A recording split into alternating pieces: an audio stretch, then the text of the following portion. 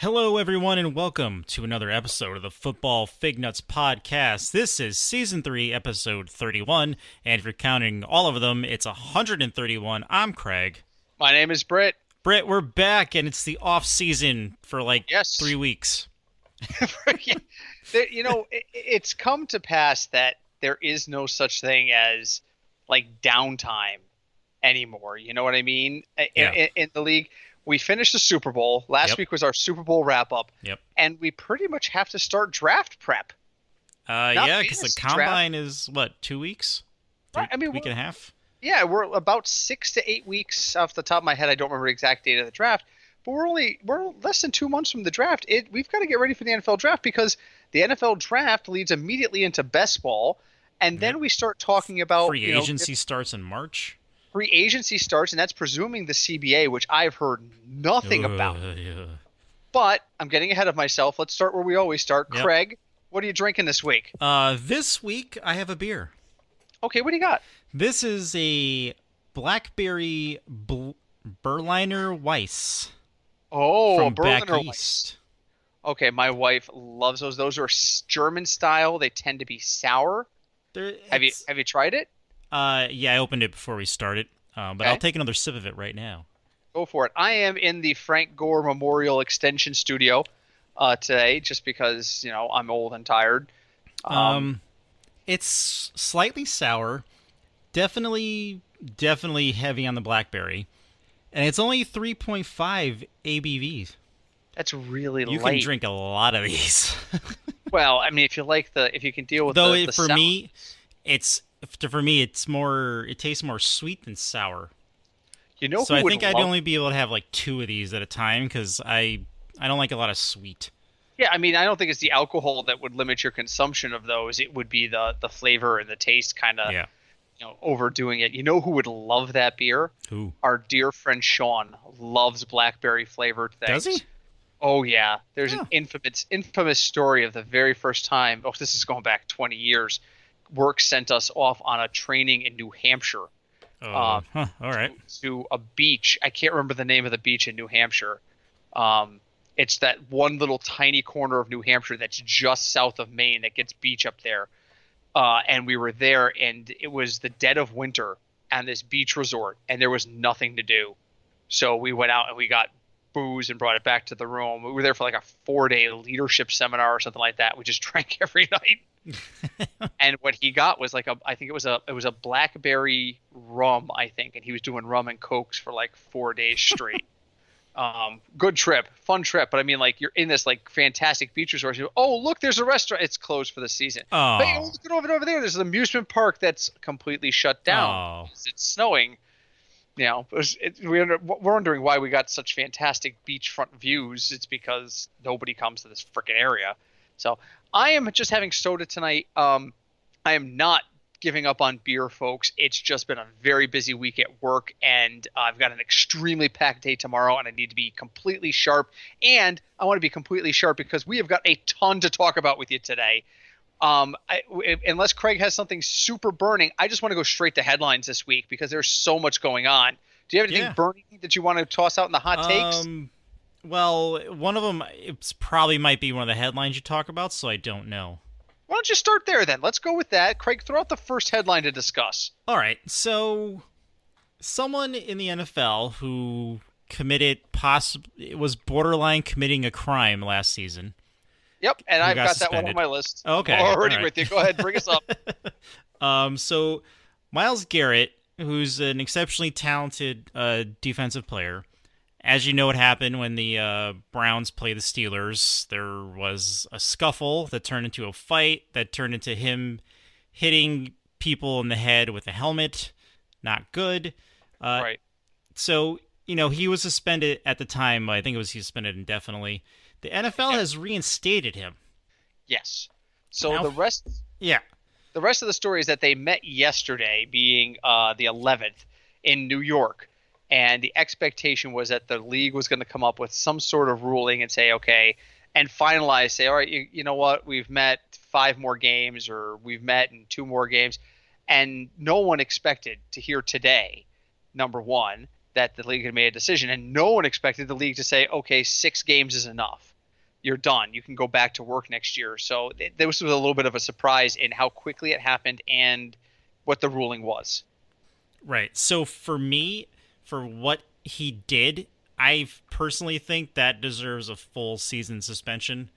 Hmm. So he did 6 games last season. He does 10 this coming season if there is one asterisk. Right. So to me, that would feel like the appropriate amount of time. I don't think for what he did, 6 games is enough. Because I've seen I people get more for less. and that's always been the problem with the NFL and its policies regarding discipline is that there's no consistency. They always point at, well, this is what that guy did, but what you did's a little worse. So I go out on the field and I kick two guys in the rear end and they both get injured. And the league says, well, we're going to suspend you 6 games. And then the NFLPA comes back, well, 5 years ago, some guy kicked one guy in the behind and you only gave him 2 games. So if he kicks two guys, it should automatically be 4. Right. Okay, it's just we should use precedent as much as possible. We can't use it in every case. And Dominican Sue started stomping people. Yes, he did. There's no precedent. Well, he didn't injure anybody, and it was a personal foul, and you only gave 1 game here. There's a difference between tripping a guy and actively stomping the back of their knee. Or hitting him in the head with a helmet when he doesn't have a helmet on. So we're in uncharted territory. So my take on it is I kind of agree with you. I felt like the punishment should have been a little bit more severe and go on a little bit longer, but I'm not shocked. I'm not shocked either. That I mean, you remember the Bluefish game when what's his name went after someone with a bat? Yeah, Like he got arrested. For those who have no idea what we're talking about, the Bridgeport Bluefish, who I used to work for, and Craig and I were avid fans of. It was a local baseball team that's no longer in Bridgeport because the mayor's a dork. There was a famous situation where a pitcher hit the batter intentionally, and the batter stormed the mound and brought his bat with him. And he wound up with the bat over his head like he was doing like a mighty chop. And actually, when he wound back, he actually hit the catcher because the catcher had followed him out in the mound in an attempt to defuse the situation. The catcher actually was the one most injured by it, but he was injured on the play. The batter, and again, I don't remember off the top of my head who it was, and I don't care to look it up, but the batter was arrested for assault because he caused injury with the baseball bat intentionally to the wrong person. He was trying to kill the pitcher, but he wounded the catcher, and he was charged with assault, and It was a big deal. Now, was Mason Rudolph injured in this particular incident? I mean, he got hit in the head with a helmet, so. But he didn't miss any time, and he didn't require medical care believe that so. We know of. I mean, because that's a key component of when you're talking about assault. But yes, he risked assault. So I do think that the punishment should have been a little bit. It was Jose Offerman. That's right. It was a former major leaguer. That's right. But yeah, I mean, you can't do that kind of stuff in sports, and I don't know. The Browns are so irrelevant to me at this point. Nothing they do goes right. Nothing. I just don't know why they even show up anymore. They should really just hold autograph sessions on the field and award each game that they're supposed to play 1-0 to the other side. I was listening to NFL radio today, and somebody was like, with all the talent around the Browns, is it time for them to start talking about what if Baker's not successful this year? I mean, they've got pieces everywhere. They've got running backs. They've got wide receiver talent. The defense is playing okay. It's not as good as it was a year or two ago, but shouldn't they be better? And the response was, the problem with Cleveland isn't the lack of talent. It's the lack of consistency in the message. Every year, the coaches change. Every year, the offense changes. Every year, you're telling me they're going to be better, and they just don't do it. He's like, I don't think you can judge Baker Mayfield on the things he's done so far. This will be his 3rd head coach in 3 years. Yes, it will. You gotta give him some slack there. But as far as Myles Garrett goes, it sounds terrible to say I don't care, because I do care about the league and I do care about the precedents they send. But this didn't anger me as much as I thought it would when I heard it. Because I'm not shocked either. I just think it resigned. Definitely right. It definitely it should have been more than 6 games. I was resigned to it. So, and yes, that was the first thing on my list. So I'm glad you went there. Okay. So there's two big things coming up. All right. The and I'm going on the assumption, and the rest of my discussion today will be with the assumption that we're going to have football next year and that everything is going to start on time. That is the We'll just go assumption. with yes. Yes, that's the assumption. Um, the free agency will begin in March, and then the draft will happen in April, and free agency will dictate a lot of what teams decide they want to do. So we're talking in a lot of hypotheticals now and what will happen next year. But let's talk about free agency right now. Okay. So there is a free agent out there, a 40-year-old quarterback, or will be a free agent, who's doing commercials for Hulu to say, I'm not going anywhere, which people are misinterpreting. And his name isn't Phillip Rivers. We're talking about Tom Brady at this point. So this is now time for this week's installment of Where in the World is Tom Brady? The latest rumors come to us courtesy of Bill Barnwell from ESPN. Okay. Today, Bill Barnwell came out and said, and I don't even know who Bill Barnwell is. I got to be honest with you. That the headline is Bill Barnwell on the Tom Brady train. I don't know who this guy is. He's from ESPN. I have no idea. He is now saying there is a 0.01% chance he ends up with the San Francisco 49ers. Okay. I mean, I guess he's not wrong. So I'm going to read you the quote. Okay. I don't know what show he said this on, but he was on ESPN. He said, quote, Tom Brady, though, is Tom Brady. The future Hall of Famer grew up in the Bay Area with Joe Montana as his hero. Right. He has been left in a vulnerable position with the Patriots, who don't have the sort of weapons and or offensive line that can help compensate for Brady's decline.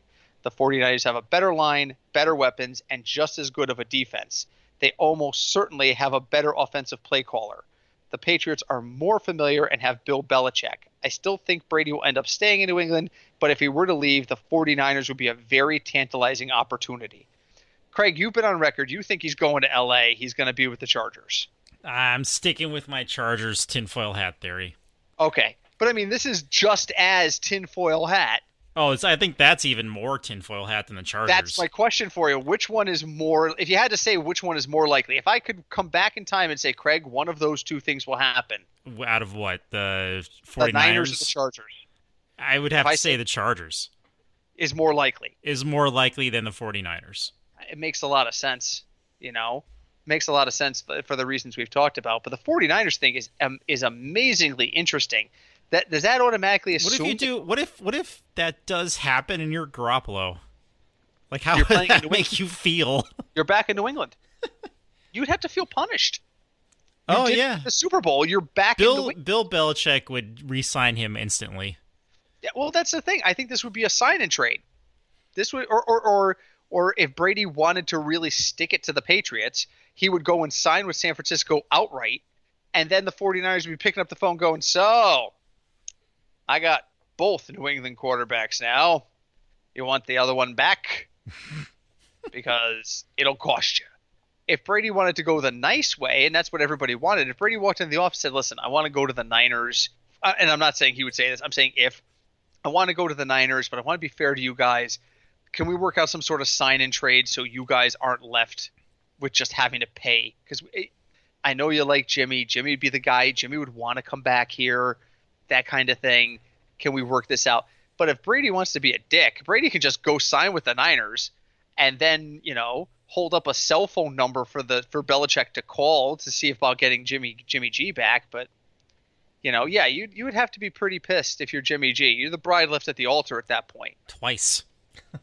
Yeah, and San Francisco has the pieces. San Francisco's offense. I was listening to Rashad Breeland, the Kansas City cornerback today, who is going to also be a free agent. I was listening to him today on NFL radio, and he was like, they were asking him, how did you stop the San Francisco offense?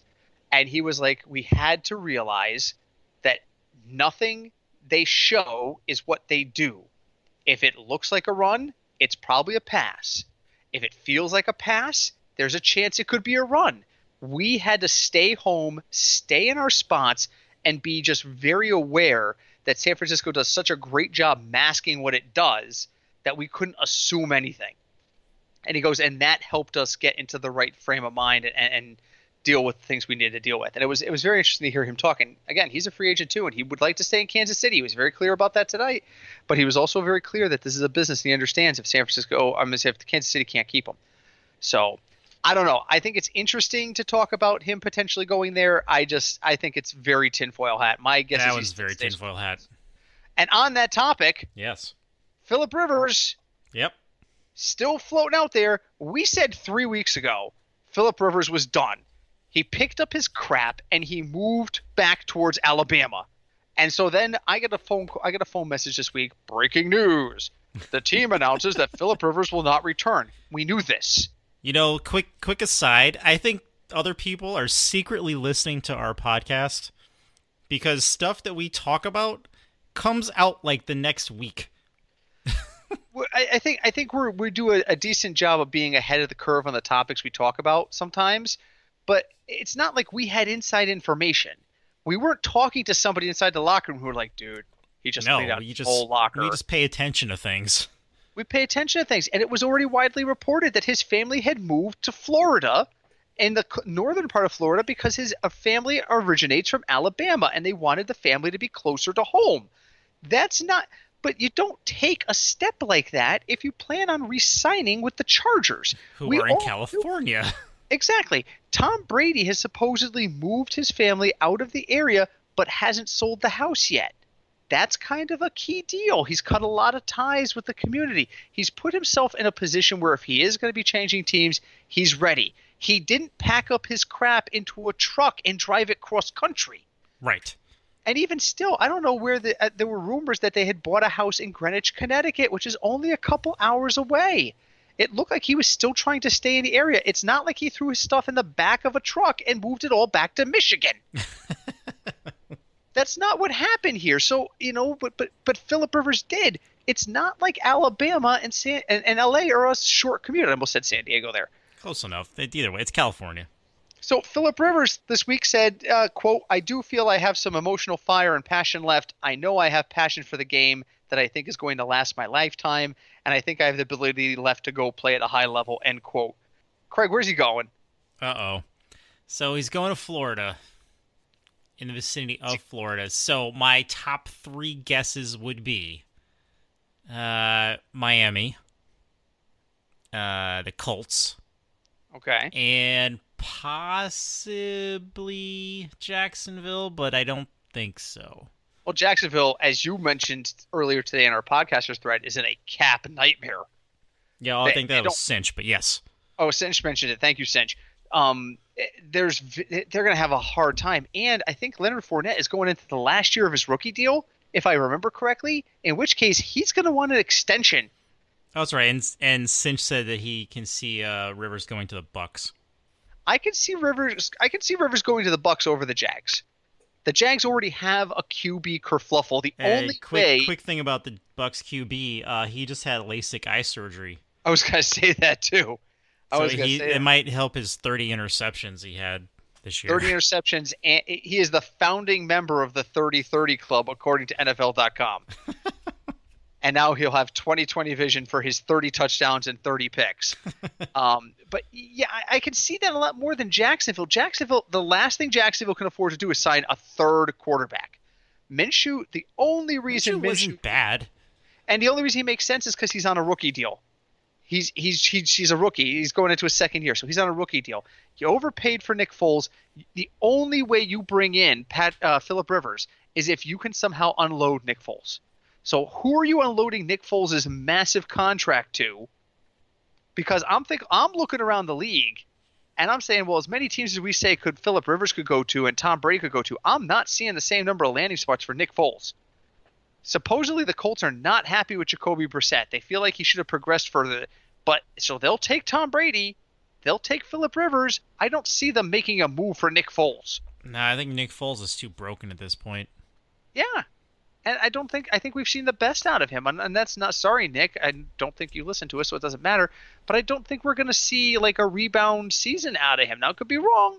Maybe he's the next Tannehill. I don't know. Maybe. No? What if he winds up on the Falcons? Where's Matt Ryan going? Are you suggesting they're going to move away from Matt Ryan? I don't know. The Falcons are also a mess. So But the see, I don't think they're a mess because of Matt Ryan. I just don't. no, they're not a mess because of him. They're just a mess in general. They're a poorly run Especially organization. now that the Falcons are considering parting ways with Devonta Freeman. I read that too. And so who's carrying the ball? Because you let Tevin Coleman leave in free agency last year. Who was his backup? What, I don't Edo even know. Smith? Maybe. I, you're going to have to draft somebody. So you know what? That only makes sense if you can draft somebody. And the draft is coming, but which segues me into my next conversation, which is the upcoming draft. So, NFL Network, in its infinite wisdom, has put out a tinfoil hat theory. So grab your tinfoil hats, Craig. Oh, I got it. And folks, join us in this one. And I'm gonna go to my quiet voice for this because this is weird. NFL Network, one of their writers is suggesting that the Dolphins could trade up for Tua Tagovailoa. I can't say his name. Tagovailoa. I'll get it by the Tua. And that would allow the Jets to draft Henry Ruggs instead. Does the Dolphins want to trade up for him? That would mean they would have to trade up to 3. They would have to trade with the Lions and get to 3 probably. Wait, the Lions have the 3rd pick? The Lions currently have the 3rd pick. I'm looking right now at the draft order. So it's Bengals. Right. We know the Bengals are going to take Joe Burrow. We assume. More than likely, but we assume. I think there's what they need to do is they need to get on the phone now because it's not tampering if you have the 1st pick and say, are you willing to meet with us? Well, you can't get on the phone now, but you can do this at the combine. Are you going to meet with us? Would you come here? Let's talk turkey. What's it going to cost? Because there's been a lot of negativity about him going there. Carson Palmer. He started it. and continues it. It's like I know, I understand that he's very angry with the Brown family, and I get it. One caller on NFL radio today, I was listening to NFL radio, was like, I don't know what else. He was a Bengals fan. He's like, I don't know what else we could have done. We brought in one of his brothers as the backup quarterback, essentially gave him a job to keep him happy. We did everything we could to win with that team, and then he was upset when we cut bait with him because he couldn't stay healthy. And now he's just going to go out there and try to sabotage us getting Joe Burrow by putting it out there that Cincinnati's not a place you want to play as a young quarterback. And I was just like, you know what? And this caller was like, I'm worried this is going to go the same way as Eli Manning say I won't play in San Diego. And the guys from NFL radio, I think it was the Moving the Chain show, was like, well, then Cincinnati just has to pick up the phone and call Burrow and call his agent and say, you hearing this crap? We don't want you to buy into it. Let's talk. Let's make sure you're the right guy. And let's do that. And he said at the end of the day, the Giants bailed out Eli Manning. What are they going to do? What does Joe Burrow do if the Bengals take him with the 1st pick and he doesn't want to play in Cincinnati? What's he going to do? Sit out? Sit out or try to get traded to Miami? I don't know. Fantastic. He's still a number 1 draft pick with number 1 draft pick value. He's going to merit number 1 draft pick status in the trade. So the Bengals aren't going to lose anything by drafting somebody who's going to sit there and say, well, they lose their 1st draft pick. Their history with the number 1 draft pick or with high draft picks isn't good. Cough, Achilles Smith. Oh. Okay? This is not I'm sorry, Craig, I know. Oh, I know. I know. But it's not like they have this stellar reputation of drafting really, really good quarterbacks. They don't. Well, Carson was the last one. Really was. I mean, we all thought that, Andy Dalton was going to be, but it's clear that he's not. He's just never going to be what we thought he was going to be, and that's fine. But, the teams hold all the cards here. And I think that's sometimes what the average fan forgets. It doesn't matter if Joe Burrow wants to play there or not. If he's drafted by them, his choice is to make that money or to sit out and watch everyone else make money around him. Right. And he ain't going to the XFL. Nope. So... Or, they could trade him, I guess, but still. Right. Okay, so the Dolphins right now are sitting at the 5 pick. So this is what I don't get. I'm trying to follow this logic. So the draft order right now is Bengals, Redskins, Lions, Giants, Dolphins. Right. So who do we think is taking Tua, or do we think that they're people shopping picks? Um, Do you think the Bengals could trade out of the one spot? I mean, they could, I suppose, but because I can't see. So it's the Bengals are going to take a quarterback. It's going to be more than likely it's going to be Joe Burrow. They have been talking to Justin Herbert a lot. So if they do wind up taking him first, I'm not going to be shocked. Justin Herbert out of Oregon. Right. But I mean, But you look at the Redskins. They're going to take a defensive player. They're going to probably take Chase Young. The Lions, do they need a quarterback? Probably, but I feel like they need other help first. but I think what the Dolphins are worried about is that someone else will trade up to that 3 pick. Well, definitely the Giants are not taking a quarterback. Right. So the top 4 teams, one of them wants to draft a quarterback. 2 of them draft quarterbacks last year. So the Redskins and Giants are not looking for a quarterback this year. So the question, if the Dolphins want to trade up, then either they think the Lions are looking at potentially drafting quarterback, or they're worried somebody else is going to get in the Lions' head and say, we want to get this guy. Because now I keep hearing rumors that the Chargers are going to draft a quarterback, but that still doesn't. Sorry, Cinch. That still doesn't derail me thinking that Brady's going to go there. So and the Chargers draft 6th, right. So it's not like Miami doesn't get Tua there. So here's the thing: I keep hearing there's a cornerback from Ohio State. I have no idea how to pronounce his name. It looks like it's Jeff Okuda. Again, this is why we need. I think so. The Lions have supposedly been very clear that they want to work on their defense first, and he's a guy that they've supposedly been very interested in and have been rating very highly. So, and they know they don't need to pick him at 3. So if somebody that really wanted somebody on defense in that first round, like, I don't know, or somebody really felt like they needed a quarterback, like, I don't know, the Carolina Panthers at 7 called the Lions and said, swap spots with us. You still get the guy you want, and we'll give you an extra pick in the deal. That's the only way the Dolphins get screwed in this. So if the Dolphins are realistically, and this is just a mock draft rumor, if the Dolphins are thinking about trading up, it must be because somebody else in that top 10 is looking at that pick. Let's look at the top 10. So it's the Bengals, the Redskins, Yep. the Lions, the Giants, Lions, the the Dolphins, Giants, the Chargers, Dolphins. Yep. The Panthers, the Cardinals. They're not drafting quarterback. Nope. Jacksonville. Can't afford a quarterback. And the Browns. They're not drafting quarterback. They're right. drafting. So then it's just to finish it out a little bit. Then there's the Jets. They're not drafting a quarterback. Nope. The Raiders. Well, but that's where people are. But supposedly they want Herbert. They want a West Coast guy. The Raiders. So yes. So the mock drafts I've been reading, they want Justin Herbert out of Oregon. So they're projecting him there. So Oakland has no reason to trade up unless somebody's going to trade up inside of that top 12 and try to steal somebody. And I don't see it. I think the only team, if you're not going to get Tua or Burrow out of this, you're not trading up. That's the way I'm looking at it. People may want to swap with the Lions, but the only team in that top 10 that could possibly want to swap with the Lions, and the Lions aren't going to move too far down if they want to get this cornerback, that would be number 7, Carolina. That's the only pick that makes sense to swap. Yeah. I don't know. I don't think there's going to be a lot of trading this year. I think teams are zeroed in for what they want in their spots, and I think that we're going to see a lot of. It's going to be a boring draft, is what I'm going to say there. It's going to be a lot of predictability.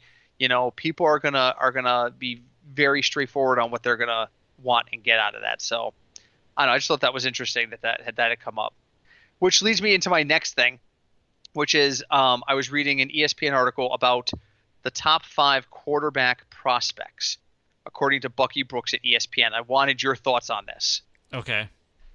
They've got Tua at number 1. and they've got Joe Burrow at number 2. Number 3 is Justin Herbert, the previously aforementioned senior from Oregon. Hmm. Number 4 is Jordan Love from Utah State. He's a junior. He's a redshirt junior coming out early. And number 5 is Jacob Eason from Washington. So Tua over Burrow? Two different kinds of quarterback. Yeah. I can't. It's hard to compare them. My only thing with Tua is he's ultra talented, but that injury he had, and I know his recovery and therapy is going really well, but Yeah, the reports are all good. for me, if I was a team owner, like that would concern me. Yeah. Because I feel like if you get hit again the wrong way, then you're done. Yeah. That's And being if you're you own a team, you have to look out 1, 3, 5, 10 seasons ahead. Mm-hmm. So I think Burrow is the safer option. yeah, Burrow is the pocket type passer, where Tua's more scrambly run kind of Patrick Mahomes kind of thing. Right. Oh, The hotline phone. is ringing. I knew I forgot something. This is probably Craig's sister calling Probably. to ask if we're podcasting tonight. Yep, that's usually what happens. Okay, So- it's over. Okay, that's so that was actually Joe Burrow calling It was. Craig to find out if he should play in Cincinnati or tell him what to do. Or it might have been Carson Palmer. It's a robocall. He picks it up. Hello. This is Carson Man. Palmer. Ever Formerly since we moved, I've gotten a lot of robocalls. Yeah, right. It's weird. It's weird. I got a new number at work last fall when I changed positions, and instantly the robocall started.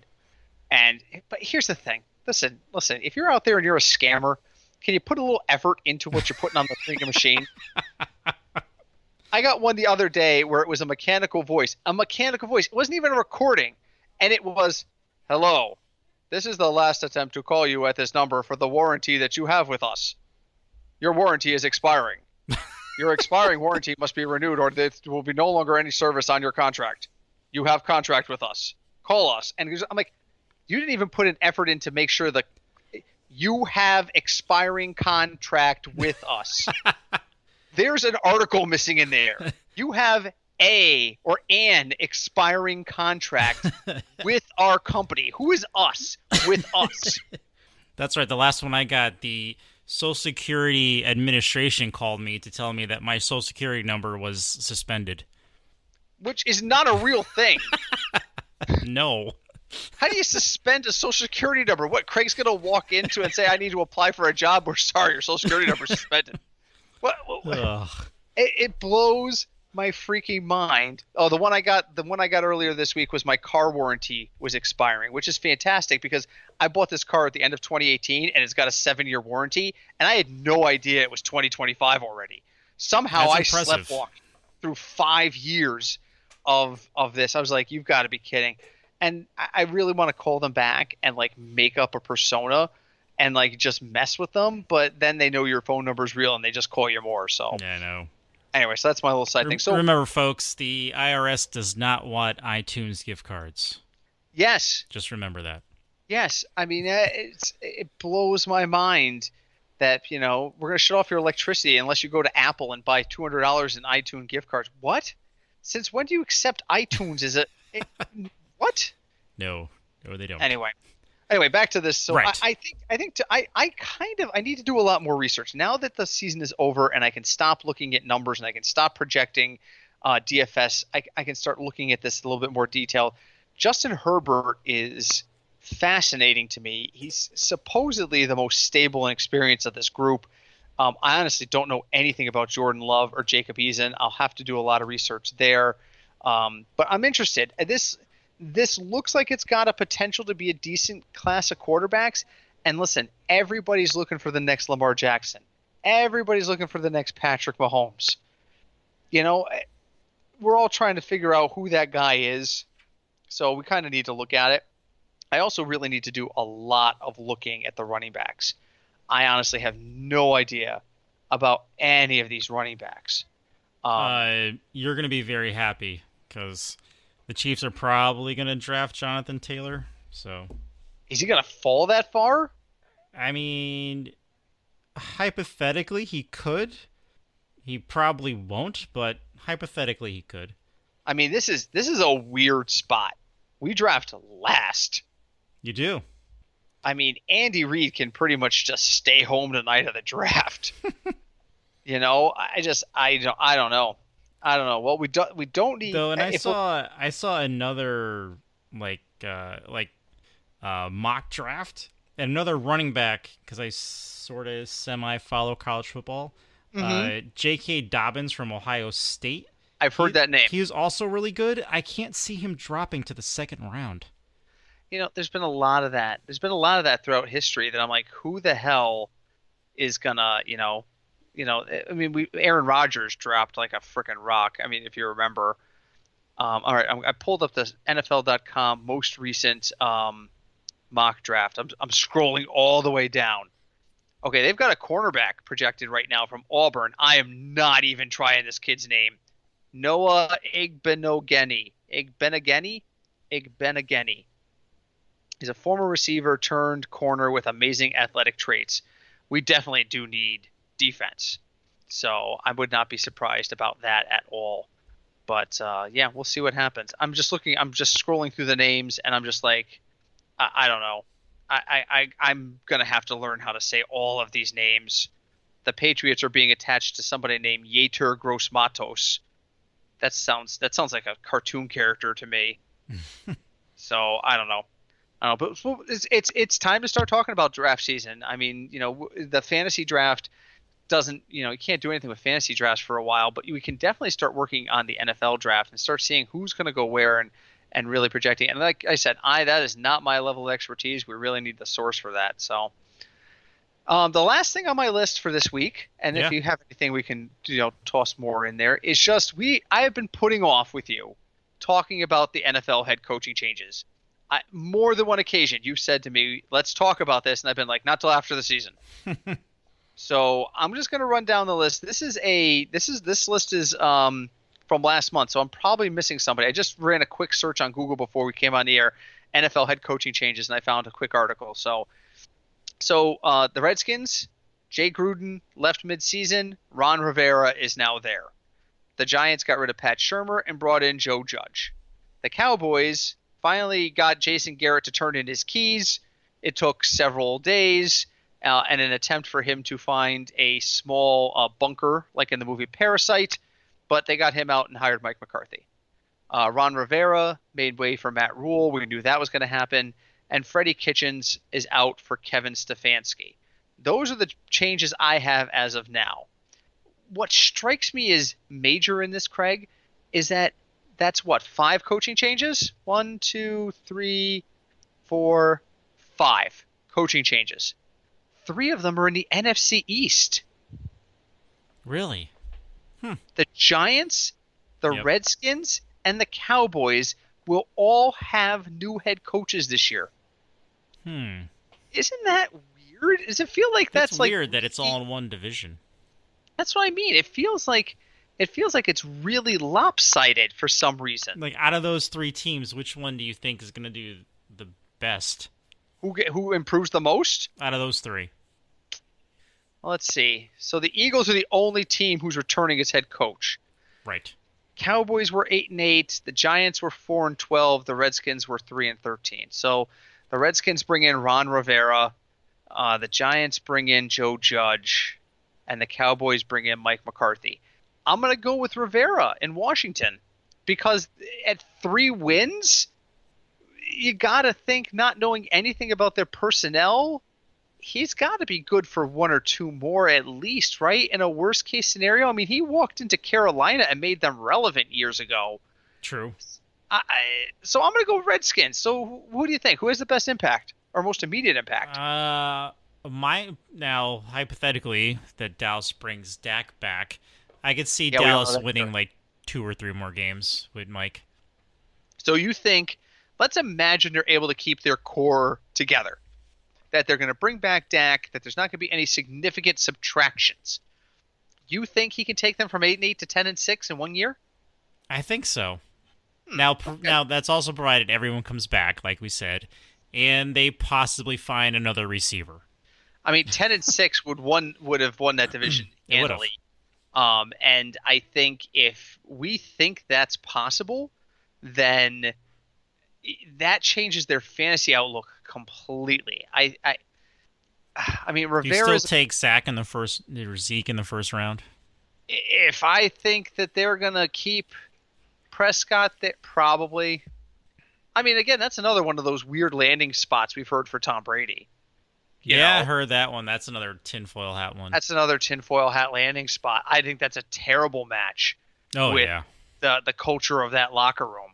I mean, Zeke Elliott would have to start wearing suits to team meetings and like calling everybody sir and whatnot. That's just not him, and stop writing party floats and things like that. Or Brady would be calling him in the middle of the night. Which reminds me, did you get to watch the entirety of the NFL 2020 bad lip reading? Yes. One of their best efforts. That was a good one. It was a little long, but that was a good one. They did just one big one instead of breaking it up into two parts. Folks, if you've never heard of bad lip reading, you should look them up on YouTube. They take existing video and they put their own words over it, and a lot of times they're hysterical. And they do one every year for the NFL, and the 2020 version was hysterical. And they are merciless to Tom Brady, merciless. Everything. And the names were great. Oh yeah, and sometimes they do lip reading on the names. I mean, one guy they swore his name was Dirt Stick, and it's funny. It's funny stuff. So it's worth a watch. I don't disagree with you. I think the Cowboys have the potential to it. I think Cowboys Redskins is going to be a very interesting matchup this year. Yeah. Very interesting matchup. So we'll see what happens. I don't know there, but you know what? We have no turnover in the NFC West. Nope. As of right now, all of the coaches are returning. Right now, the NFC North, all of the coaches are returning. And right now in the NFC South, the only coach change is the Panthers. So you're telling me that we have no changes, all of the 5 changes, and you're going to say the same thing about the AFC East and West. The AFC East right now has no changes of coaches. How do you feel about Houston? Do you think it's time they should make a change? Because they made a change, and now their coach is also the GM. Yes, officially. So he'd have to fire himself. I don't like coaches who have complete control over their roster. I can't think of a single time. That's not true. I can think of one team, and that was when Holmgren ran Seattle and Seattle's championship under Mike Holmgren. That's it. Other than that, I can't think of a single time that it's been beneficial for a coach that has complete control. I just feel like that's just way too much for one person. I mean, go back. Parcells. People were like, well, Parcells had a lot of control in New England and a lot in Dallas. He did, but he also had very strong owners he had to convince of everything he did. Jerry Jones was not handing over the reins of Jerry Jones's beloved Cowboys, presented by Jerry Jones, to Bill Parcells, who was hired by Jerry Jones. And Robert Kraft has been very clear that while he is I don't want to say easily swayed, he will listen. He's also made it clear he likes to be involved in the decision making. Right. And so I don't see everybody. Oh, Bill Parcells. No, I don't think that Bill Parcells did as much executive wise as he did. He did do work there, but I don't think he was as much of the overriding end all be all in decision making that people think. So I'm never a big fan of that. Bill O'Brien is an average coach to me. Houston has too many weapons to not be successful. Houston and the 2 teams from Texas are both immensely talented and should be better than they are. And I say that with the Texans being 10-6. The Texans won 10 games this year. They had the best record. Theoretically, in we should be able to see a Texas Super Bowl. In theory, it should happen because the talent on both teams. And where is the Super Bowl next year? What are we? Super Bowl 50? What? 1, 4, 2, 5, 38. I don't know. This will be 55. This is Tampa, February 7th, 2021. Okay. Well, is it ever? Where is the Super Bowl next 5 years? So let me click this link. Super Bowl locations and beyond. Okay, hold on. Let's see this. So Next year, the Super Bowl is in. All right, so we just did the one in Miami. So this next one's in Tampa. Then they're in LA in 2022. Then they're in Arizona in 2023, and then they're in New Orleans in 2024. So let's end on this quick conversation because again, folks, if you don't know by now, our our off seasons are a little bit more lighthearted, a little bit more just kind of hypothetical and just football-y chatty. Then July 1st hits, and Then it starts. and then it's all number crunching for season long and stuff like that. So if you're sitting here and you've been listening to us for about a year or even less than a year, and you're like, "What the hell is this? Why aren't they talking strictly fantasy?" It's because right now it is way too early to judge where some of those guys are going to go. So we're going to talk about Don't do best ball right now. You Don't do it. can. In theory, I wouldn't recommend it. I don't do a single best ball until after the NFL draft is done. End of story. All right, so here's what I want to ask you. Yep. Off the top of your head, crystal ball, Yep. chances that you have a home team Super Bowl for the first time ever at any of these sites. So next year, Tampa Bay. No. 5%? 2%? Oh, percentage? Yeah, like 3. Okay, here's where it gets good. Okay. 2022 is in the new LA Stadium at Hollywood Park. So you'd have to consider that a home game for either the Rams or the Ooh. Chargers. I would put that at, I would say 50%. I'm going to go 15. 50%? Yeah, I'm going with my that's tinfoil hat ballsy. theory. That's ballsy. Oh, my God. Oh, it just came to me. Super Bowl 56 from LA. Yep. Chargers versus Rams. Imagine that. Oh, my God. The marketing people would set their desks on fire and all have spontaneous seizures. It would be too much for them to bear. All right, year after that, year 20 in February 2023, Super Bowl 57 will be at the State Farm Stadium in Glendale, Arizona. Oh, dear. I'll open this one up because it's the State Farm Stadium. I will also consider Green Bay or Kansas City, both of whose quarterbacks advertise for State Farm. I'm going to say 8. What years? How many seasons is that from now? What year was it? 3. I'm going to say 8%. Yeah, I'm going to go like 3 or 4%. This one's interesting. Super Bowl 57, which would be at the end of the 2023 season in New Orleans.